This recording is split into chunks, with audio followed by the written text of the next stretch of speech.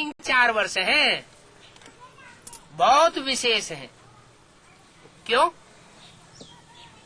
ये 3-4 वर्ष ही विशेष क्यों है? क्योंकि पहली मूर्ति प्रत्यक्ष हुई 14 साल में, सन 36-37 से लेकर के 50-51 14 वर्ष लगे, तब ब्रह्मा कुमारी ईश्वरीय विश्वविद्यालय के नाम रूप से संस्था खड़ी हो पाई और दादा लेखराज ब्रह्मा के रूप में संसार में प्रत्यक्ष हुए। तो 14 साल लगे ना। पहले तो ओम मंडली नाम था, ब्रह्मा मंडली तो नाम नहीं था। क्यों? 3 मूर्तियों के द्वारा कार्य शुरू हुआ था। आ ऊ मा, आ माना ब्रह्मा, ऊ माना विष्णु, मां माना महेश।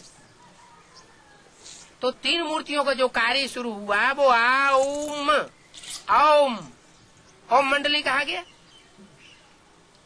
फिर उसमें से पहली मूर्ति गुम हो गई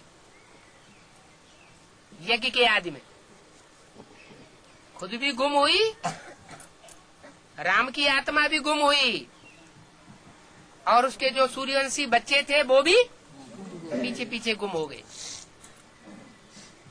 बाकी 2 मूर्तियां बची।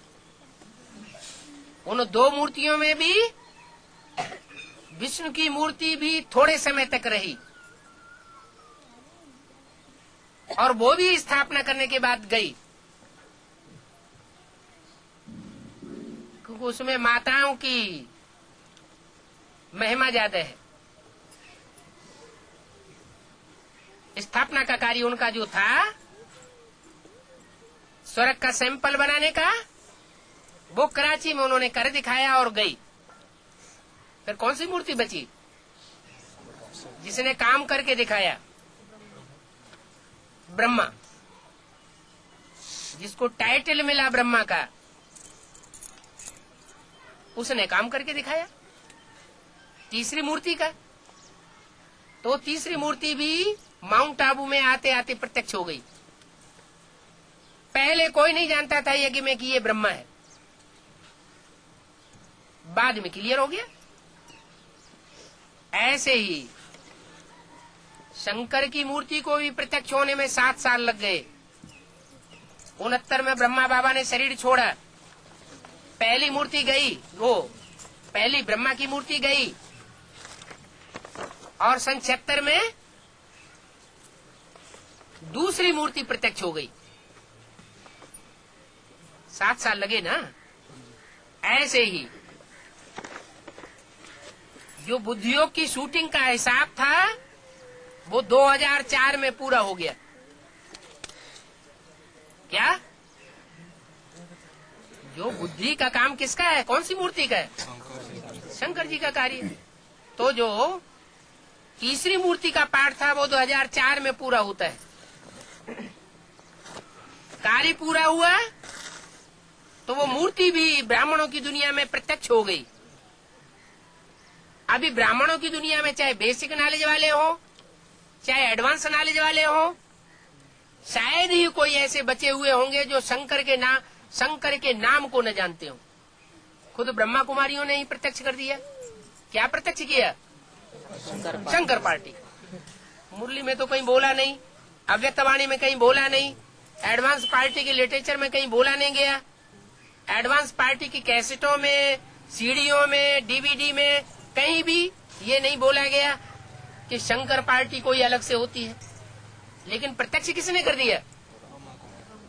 तथाकथित ब्राह्मणों ने प्रत्यक्ष किया। तो दूसरी मूर्ति भी प्रत्यक्ष हुई ब्राह्मणों की दुनिया में।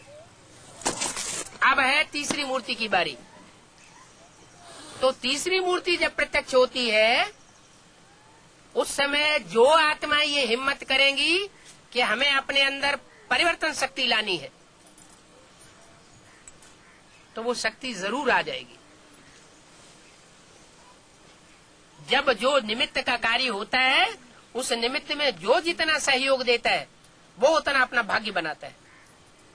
चाहे एडवांस पार्टी की आत्मा हो, चाहे बेसिक नॉलेज वाली आत्मा हो, और चाहे विजय माला में से प्रत्यक्ष होने वाली विजय माला की आत्माएं हो, अगर वो हिम्मत करती हैं परिवर्तन करने की, तो उनमें परिवर्तन शक्ति जरूर आवेगी। तो ये 3 साल हैं खास करके एडवांस पार्टी वालों के लिए। अभी परिवर्तन करना चाहें तो बाप की विशेष मदद मिल सकती है। आत्मा में 3 शक्तियां हैं।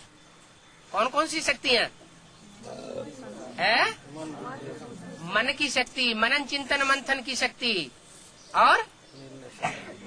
और बुद्धि की फैसला करने की शक्ति, निर्णय शक्ति, और तीसरी परिवर्तन शक्ति।